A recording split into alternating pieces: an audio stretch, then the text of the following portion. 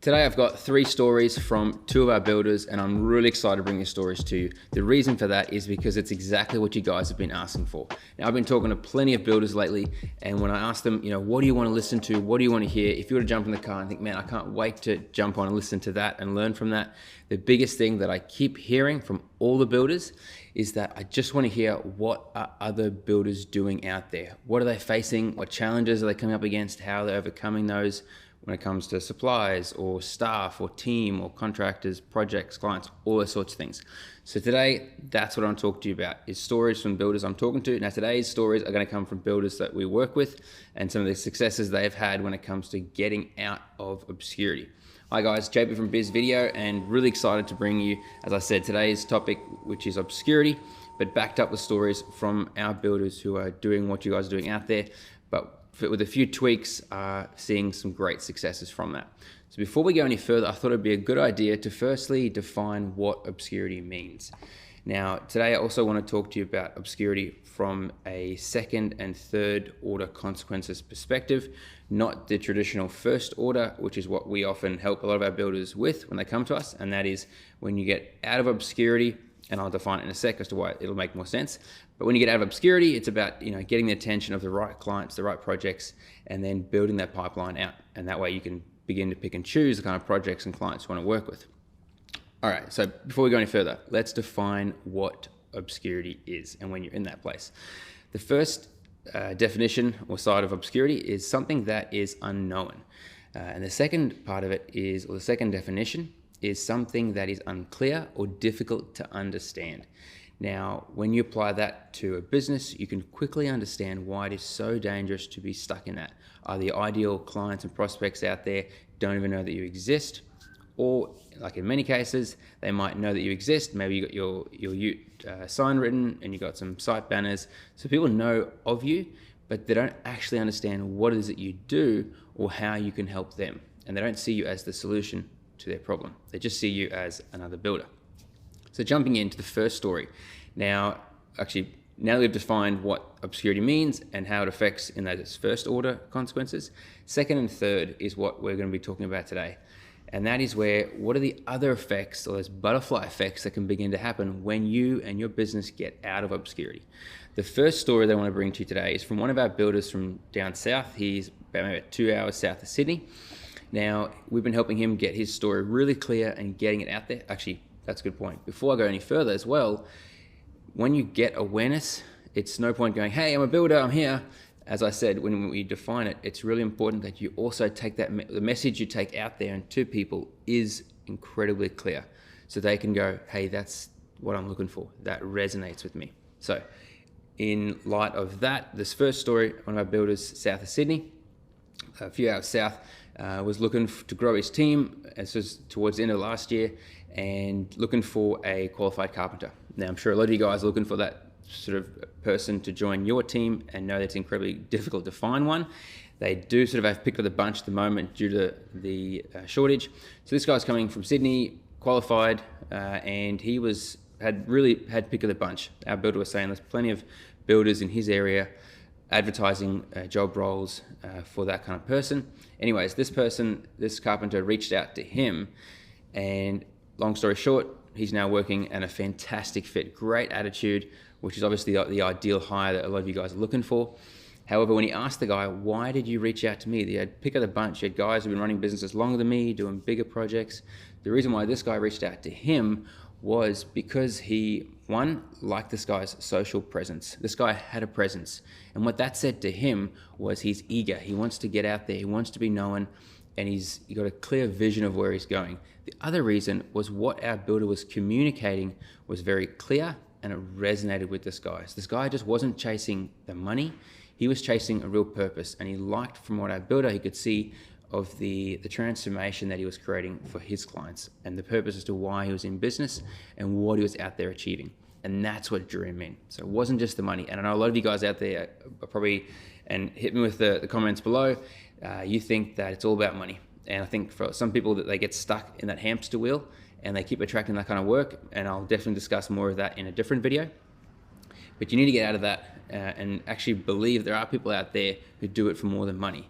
And maybe you yourself actually are that way inclined. Therefore, you would have to maybe appreciate that there are more people out there like that are doing it for more than just the money. They're doing it for the purpose and the reward and the relationships that they build.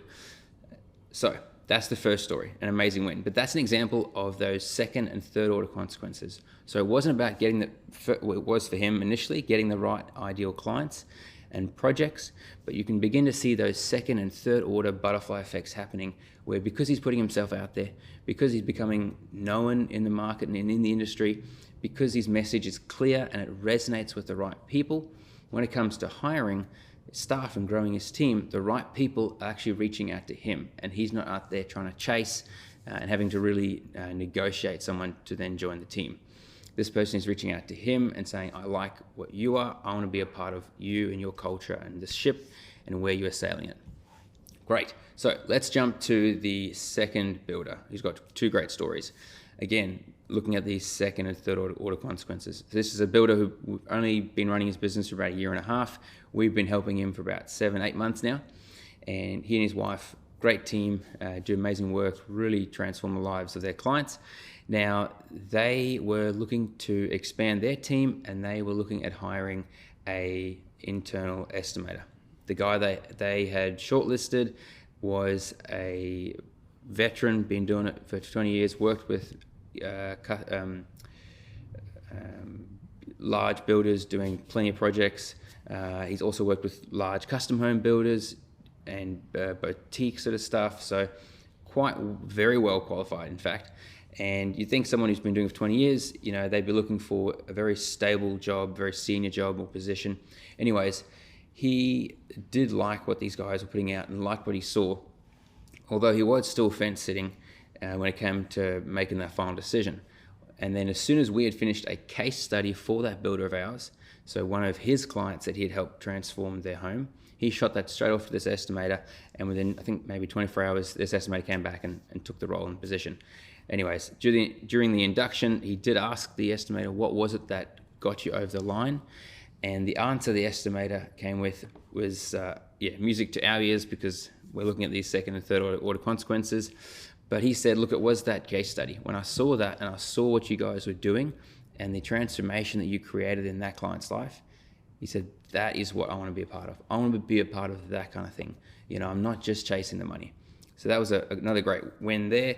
The second story with that second builder, so it's the third story for the day, is he, now for the last 7-8 months, we've been getting stories really clear and then helping him get it out there and getting that awareness and connecting with the right kind of people. This story, though, is more looking at suppliers. So I know for a lot of you guys out there, suppliers are really in short. It's affecting everyone. But one thing I want to encourage you guys to do this year is really look for the opportunity in that. That is something that everyone is experiencing, and we'll talk more about that in another video.